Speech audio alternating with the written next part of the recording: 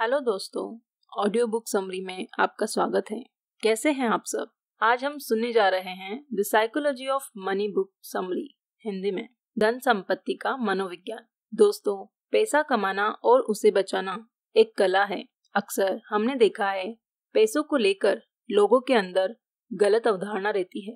जब उनके पास ज्यादा पैसा रहता है तो पैसे के प्रति उनके खराब बिहेवियर के कारण वह उसे गवा देते हैं, जैसे कि अमीर होने का शो ऑफ करना, फालतू में गैर जिम्मेदाराना तरीके से पैसा खर्च करना, और इसका नतीजा यह निकलता है कि एक दिन ऐसे लोग बैंक करप्ट यानी कंगाल हो जाते हैं। इसका मुख्य रीजन यह है कि ऐसे लोग पैसे की वैल्यू को नहीं समझते और वह अपने पैसे को खो देते हैं। वैसे तो अमीर बनने के अनेक रास्ते हैं, लेकिन अपनी अमीरी को बरकरार रखने के लिए एक ही उपाय है कि हमें पैसे की वैल्यू को समझना चाहिए। तो चलिए दोस्तों, आज के इस the psychology of money book summary Hindi में समझते हैं, जिसे मॉर्गन हाउसल ने लिखा है। मॉर्गन हाउसल एक बेहतरीन लेखक के साथ स्टॉक मार्केट इन्वेस्टर भी है। यह बुक हमें केवल साइकोलॉजी ऑफ मनी को नहीं बताती, बल्कि ये हमें और भी कई लेसन सिखाती है, जैसे कि पैसा कैसे जोड़ा जाता है, अमीर बनने के लिए माइंडसेट क्यों करना चाहिए। तो आइए जानते हैं चैप्टर 1 से। No one is crazy. हर व्यक्ति जिंदगी में सोचता है कि वह क्रेजी नहीं है और वह मनी के बारे में सब कुछ जानता है। इसलिए कुछ लोग शेयर्स में पैसा लगा देते हैं, तो कुछ प्रोविडेंट फंड पीएफ में। कुछ लोग पैसा कमाने के लिए नौकरी की खोज में निकलते हैं, तो कुछ लोग एंटरप्रेन्योर बनना चाहते हैं।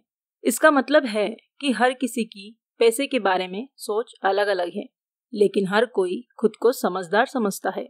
इसलिए लेखक ने कहा है कि अपने लिमिट समझो। उन लोगों को देखो जिन्होंने जिंदगी में गरीब होने के बावजूद पैसे बनाए हैं। देखें आखिर उन्होंने क्या किया है और उनसे प्रेरणा ले। Chapter 2, luck and risk.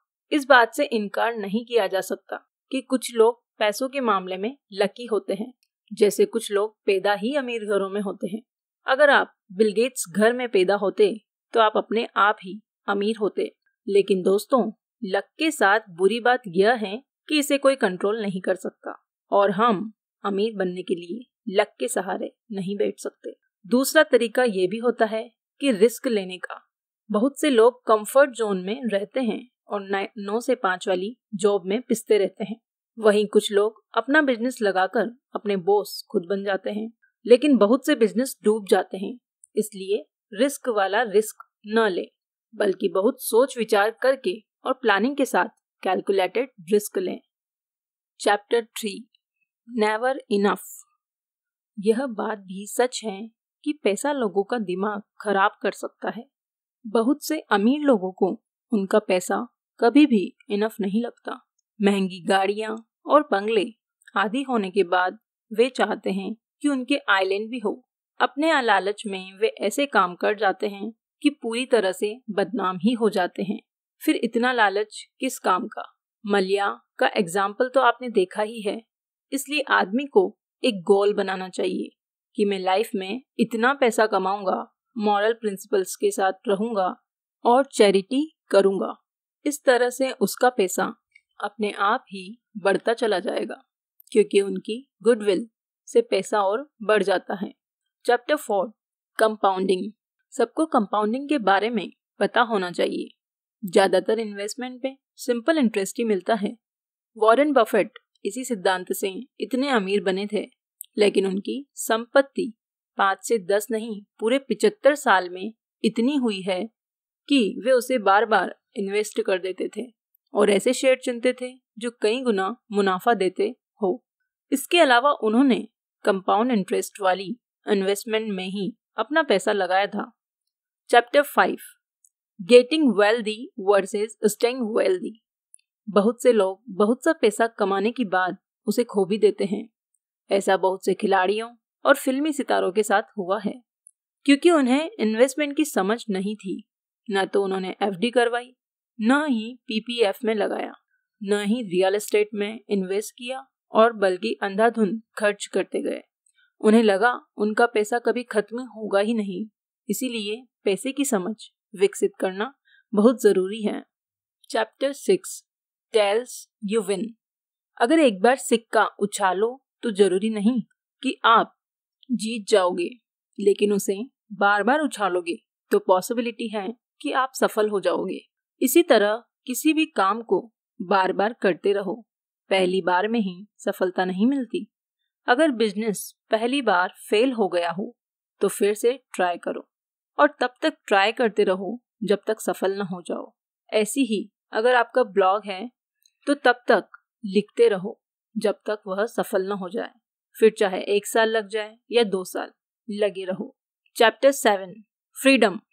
असली पैसा वो होता है जो आपको टाइम से आजादी दे।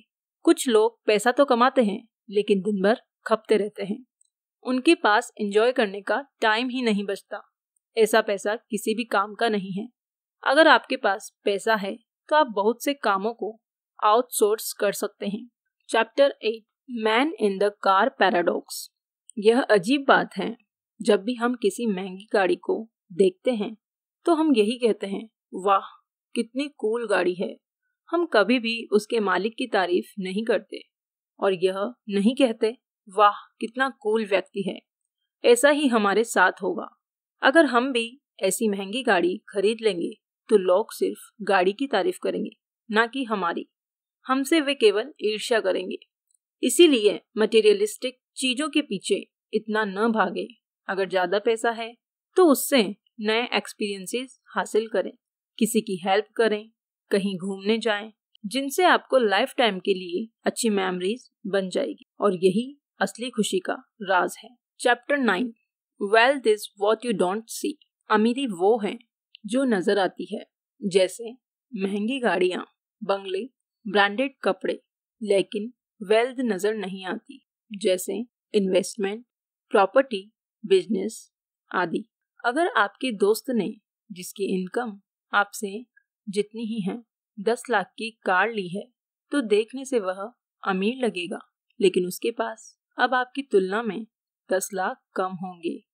इसीलिए वेल्दी बनने की कोशिश करें, अमीर दिखने की नहीं।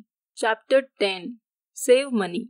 बचत करने के मामले में 3 तरह के लोग पाए जाते हैं। पहले वो होते हैं जो सोचते हैं उन्हें बचत करने की जरूरत नहीं है। दूसरे वो होते हैं जो सोचते हैं कि वे बचत नहीं कर सकते। और तीसरे वो होते हैं जो बचत करते हैं। वक्त के साथ साथ तीसरे बहुत वेल्दी बन जाते हैं। उनका बुढ़ापा आराम से कटता है, लेकिन बाकी उम्र भर तंगहाली का जीवन व्यतीत करते हैं और दूसरों पर निर्भर रहते हैं। वे स्वभाव से बहुत कड़वे भी हो जाते हैं। इसीलिए आज से ही बचत करना सीखें और बचे हुए पैसों को इन्वेस्ट करें। चैप्टर 11 रीजनेबल और रेशनल। कुछ लोग इतना सोच विचार करते हैं कि कुछ कर ही नहीं पाते। वे रेशनल होने के चक्कर में हर चीज में परफेक्शन लाने की सोचते हैं। थोड़ी सी भी कमी रहने पर उस काम को आगे नहीं बढ़ाते। ऐसा करने के बजाय आप यह देखें कि आपने जो प्लान किया है उससे काम चल जाएगा या नहीं।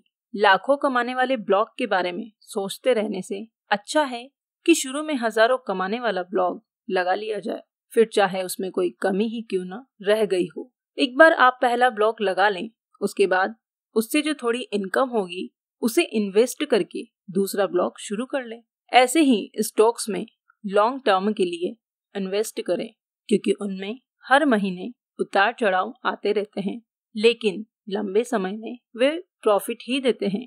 Chapter 12 surprise. इंसान को जिंदगी में हमेशा सरप्राइज के लिए तैयार रहना चाहिए। ऐसा ही पैसे को लेकर भी आपको सरप्राइज मिल सकता है। बहुत से लोग कोरोना के पहले शेयर मार्केट में बहुत अच्छा पैसा कमा रहे थे, लेकिन अचानक से कोरोना आ गया और सारा मार्केट धड़ाम से गिर गया। बहुत से लोगों को लॉस हुआ, लेकिन बाद में फिर से मार्केट ऊपर चला गया था। ऐसे ही किसी कंपनी को जिसे आप बहुत अच्छा समझ रहे हो और उसमें कोई घोटाला कर दे तो वह डूब जाती है और आपका पैसा भी डूब सकता है। इसलिए हमेशा चौकन्ने रहें। Chapter 13 room for error. पैसा कमाने के दौरान हर किसी से एरर हो सकता है, लेकिन उससे बहुत कुछ सीखने को भी मिलता है। गलती से होने वाले नुकसान से बचने के लिए आप हमेशा अपने पास कुछ रिजर्व कैश रखें। सारा पैसा एकदम इन्वेस्ट न कर दें। वॉरेन बफेट ने कहा है, कैश इज द किंग।